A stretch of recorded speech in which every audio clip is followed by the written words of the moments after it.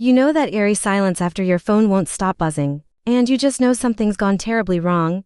That's how my night started. Not with some dramatic explosion or fire alarm, just those relentless ping-ping-pings of incoming notifications as my life savings disappeared before my eyes. I'm Naomi Miller, 36, a cybersecurity analyst in Austin, Texas. 2 hours before midnight on what was supposed to be an ordinary Tuesday, I sat at my kitchen table, finishing a late-night report. My daughter was asleep down the hall. The dishwasher hummed behind me, and all I could think about was how much I craved sleep and maybe, just maybe, a proper weekend. Then came the first alert, then another, and another. At first, I thought probably some glitch, but when I opened my banking app, my stomach dropped so hard it might have hit the floor before I did. Checking balance, 0. Savings, 0. Emergency fund, gone.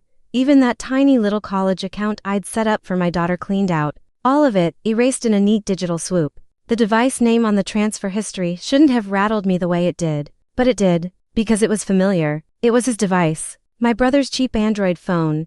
The same brother I once bailed out of eviction. The same one I'd trusted enough to leave listed as an authorized user on one account back when he just needed a bit of help. I'd told myself we were family, that trust meant something. Apparently, I was wrong. I sat there frozen. My mind didn't go straight to tears, it went straight to incident response. Threat modeling. Attack vectors. Like this was someone else's breach, not my life disintegrating on screen. Then I heard tiny feet padding behind me. My daughter, Lily, 10 years old, hair sticking out like a sleepy halo. She rubbed her eyes, looked at my face, then at the screen, and just paused, and then she said, deadly serious, Mom, don't worry. I handled it. You know that moment when your brain just blue screens? That was mine. How could a 10-year-old handle a full-blown financial theft? What do you mean, you handled it? I asked, trying to keep my voice calm. She hopped onto the chair beside me like it was another ordinary school night chat. You remember when you showed me the bank app and said, if anything looks weird, hit the little flag icon and tell me right away? Well, I saw a weird text earlier, so I clicked the red emergency freeze button. I blinked, words failing me. You froze the accounts? Yeah, she said, as if this was common sense. You always say if something feels sketchy, don't be polite. Sure enough, tiny banner at the top of the screen, temporary hold applied. Suspicious activity detected. My kid had done what my panic brain forgot to do, slam the digital door. A pending transaction still hovered in limbo. My brother hadn't gotten everything, not yet. Relief didn't even feel like relief, it was dizziness. Because knowing what to do doesn't always mean you remember to do it when your whole life is catching fire. How'd you know it was Uncle? I asked. She shrugged, one arm hugging her knees. Find my. You made me share locations with you and Uncle ages ago for safety, remember? I saw a text about a new login and checked the map. You were home. His dot was blinking from a motel outside Houston. So my 10-year-old had just performed a location-based cross-verification with incident flagging. And I, professional cyber analyst, had left an old device linked because family's safe. I wanted to throw something, but mostly I wanted to cry. Not because I'd lost money, but because I'd built my whole sense of safety on trust that didn't exist. 2 days later, my phone lit up mid-Zoom call with my coworker and friend, Megan. Unknown number, Texas area code. I shouldn't have answered, but I did. What the hell did you do, Naomi?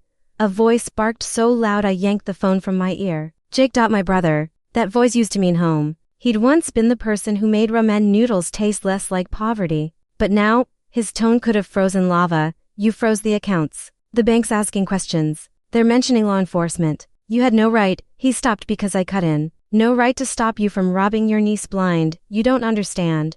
He spat. Actually, Jake, I said quietly, for once, I do. He went on a rant about how I'd messed with people I didn't know. That his partners wouldn't like delays. The way he said partners made the hair rise on my arms. You flagged those transactions, he warned. You'll regret it. They'll come after you and that little girl you're so proud of. That was the moment my fear stopped being about my bank account. It turned into something deeper, an old, sharp instinct. Because I knew that tone. And I wasn't about to let anyone threaten my kid. Megan heard every word through my laptop. Mick, we can use that, she said. You know I do consulting for a financial crimes task force, right? I'll connect you with someone. That's how Detective Laura King entered my life. No nonsense, steel-voiced. Exactly the kind of woman you want leading your battlefield cleanup. She told me to document everything. Screenshots, call logs, timestamps, every word of that phone call. Don't interact again until we coordinate, she warned. This isn't your fault. But it is a crime. I remember staring at those words I'd spent years typing in reports about. Strangers now written about me. That night, after Lily went to bed, I started dragging screenshots into an encrypted vault. My daughter's comic sitting beside my mug of cold coffee. A new drawing, to timeline's old uncle teaching her to flip pancakes. New uncle breaking into a bank vault underneath. In her wobbly handwriting, people can change, sometimes into villains. God, that one hurt. When the bank's fraud department confirmed the transfers hadn't cleared, I thought maybe we'd survive the worst of it. Then came the email. No greeting, just a warning. Stop digging, attached link. Obviously, I sandboxed it before clicking. It led to an online scam forum I'd encountered before, one of those sleazy get-rich-quick communities where ethics go to die. At the top of the page, a thread with my first name in the title, screenshots of my LinkedIn, my company's website, even a cropped photo of me and Lily from a school event. Posters bragging about leverage and how much pressure it'd take before the sister cracks. One comment joked about sending a scare her kids way. My hand went numb on the mouse. That was when I knew my brother wasn't freelancing this betrayal. He was a cog in something bigger, nastier. Fast forward to the next afternoon. Lily and I were at her art fundraiser planning meeting when a man stepped out from behind a tree in the parking lot. I recognized him immediately from my brother's old stories. Mark Dawson, former accomplice, supposedly reformed warehouse worker. Naomi, he called softly, hands up. Don't freak out. I texted earlier, my instincts screamed danger. I ushered Lily into the car and told her to lock the doors. You've got 30 seconds, I said. I'm not here to hurt you, Mark said, looking around like someone might be watching. If anything, I'm here because I think they might. Your brother's crew, they're panicking. When you froze those accounts, you jammed up a pipeline they depend on. They're blaming you. Why are you telling me this? I demanded. He took a breath. Because there's a kid involved. And because my girl's pregnant. I told myself I was out of that world. But I've still been in the chats. I see what's coming. I don't want my son born into that. I studied him carefully. He looked tired. May be honest, you'd talk to law enforcement? I asked. He nodded. If it keeps you and your daughter safe, yeah. That night we all met online. Me, Megan, Detective King, and Mark. He spilled everything: Telegram channels, burner phones, how Jake used my tech reputation to attract investors for fake crypto deals. Detective King listened like a hunter clocking footprints. We can work with this, she said finally. If you capture a conversation or two under supervision, we can make this bigger than a family case. We can dismantle their operation. Even Mark looked relieved, like he'd finally found the exit. Later that evening, Lily joined me in the kitchen holding her notebook. I've been tracking the apps Uncle used, she said proudly, showing me icons marked with red skulls. Can I be your strategist? I grinned. You already are. The sting operation wasn't glamorous. It wasn't Hollywood with spy vans and flashing lights. It was me pretending to break again. He thinks you're soft, Lily had said earlier. If you sound scared, he'll believe you. So, phone in hand, Detective King connected from a secure line while I called him. You were right, I told Jake, adding a tremor. This is bigger than I thought. People are messaging me about you. I can't sleep. I can't let anything happen to Lily. He sighed, false sympathy leaking through. Told you. You can fix this if you unfreeze the funds. Maybe we can meet, I said. Talk. Tell the bank it was a misunderstanding. A pause. Greed versus caution. Where town, lake, noon, public, daylight. Cameras that work. He hesitated. Fine. And Naomi, don't try anything stupid. It was a perfect Texas afternoon. Sunshine glittering off the water. Joggers weaving around. Everything ordinary enough to hide what was coming. The transmitter under my sweatshirt itched like a heartbeat. Mark sat on a nearby bench playing. Look out, Detective King's voice whispering in my earpiece. He's approaching from your left.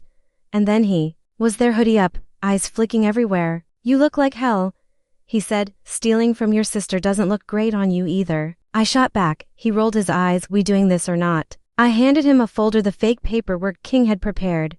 He reached for it and I said quietly, before you sign anything, I want to hear it from you. Why, Jake? He let out a humorless laugh. Because I'm tired of watching you win, Naomi. You get the good job, the apartment, the perfect daughter, while I'm doing temp work, scraping rent. You left the door open. I just walked through.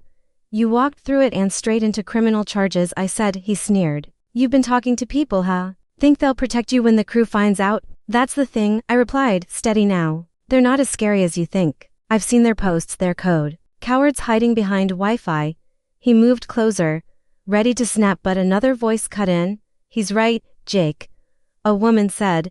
It was Haley, his girlfriend. Eyes red, voice brittle. You told me it was harmless, that you were just taking what's owed. You didn't say she had a kid. Keep your mouth shut.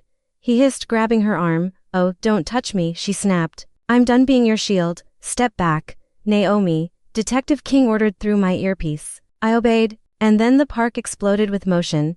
Plainclothes officers swarming from 3 directions. Badges flashing. Jake tried to run, but he didn't get far. Jake Miller, King called firmly. You're under arrest for identity theft, wire fraud, and conspiracy. When his cuffed wrists came together, something in my chest cracked, not from sadness, but sheer finality. This is on you, he said weakly. To your own family. No, I said softly. You did this to yourself. The detective team peeled back the scam faster than I could have dreamed. My brother wasn't just stealing from me, he was running a mini empire of deceit, retirees, single moms, a small charity, all targeted through fake investment schemes tied to my name. He took a plea deal, eventually 15 years. Restitution required. Haley cooperated, testifying that he bragged about his shortcut to success. Mark helped authorities map the network, earning a chance to rebuild. The bank, under pressure from media and regulators, covered a good chunk of my lost funds. It wasn't victory, but it was oxygen. When the official letter confirming restitution arrived, Lily asked, "Is it over now?" "Not over," I told her, "but we're safe." Safe, that word became our new foundation. Months passed, life slowly rebooted. Lily's art fundraiser went viral. She even spoke at her school about financial safety, tiny cape and all, under a banner that read, "Protect your future, even from people you love." It raised eyebrows, sure, but it started conversations parents hadn't known they needed. I also began holding free workshops teaching parents what I'd learned the hardest way possible.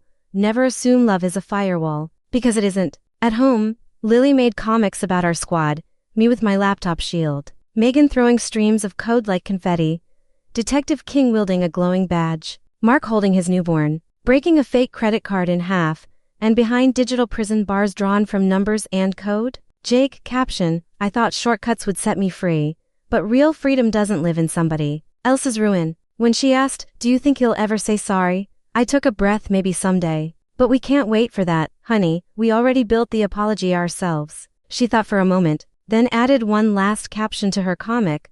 Boundaries aren't mean, they're safety rails. I could have deleted every trace of him, God knows part of me wanted to, but erasing the before wouldn't make the after feel earned, so I made 2 photo albums. Before, 2 kids laughing in thrift store clothes. Jake holding baby Lily, awkwardly but proud. After, court hearings, fundraiser smiles. Lily's comics, and me, less naive, more whole. That line in between was jagged, but honest. Because family isn't magic. It can heal and it can hurt. Sometimes the person who taught you how to stand up straight also teaches you what betrayal looks like up close. And sometimes the only way to protect the people you love most is to finally stop protecting the ones who keep wounding them. If I could go back and change one thing, it wouldn't be losing the money or catching the thieves. It would be drawing clearer boundaries earlier with family, with guilt, with the version of myself that confused forgiveness with trust. Love without boundaries isn't safety, it's exposure. And every system, whether technological or emotional, eventually needs a patch. So when blood betrays you, the question isn't how could they. The real test is, what do I do now? Do you keep rebooting the same broken connections, or do you finally close the port that's been draining you dry? For me, the answer came quietly one night as Lily slept and the house hummed in peace again. The choice wasn't between revenge or forgiveness. It was between continuing the cycle or rewriting it entirely, and rewrite it. I did. Thanks for listening to my story. If it struck something in you, if you've ever had to draw that brutal boundary between love and harm, then please stay connected. Subscribe to Revenge Diary for more true stories of courage, closure, and reclaiming your power. And share this video with anyone who's ever had to build a new life on broken trust. Because sometimes survival starts not with revenge, but with the courage to say, "This is where my story changes," even if yours doesn't.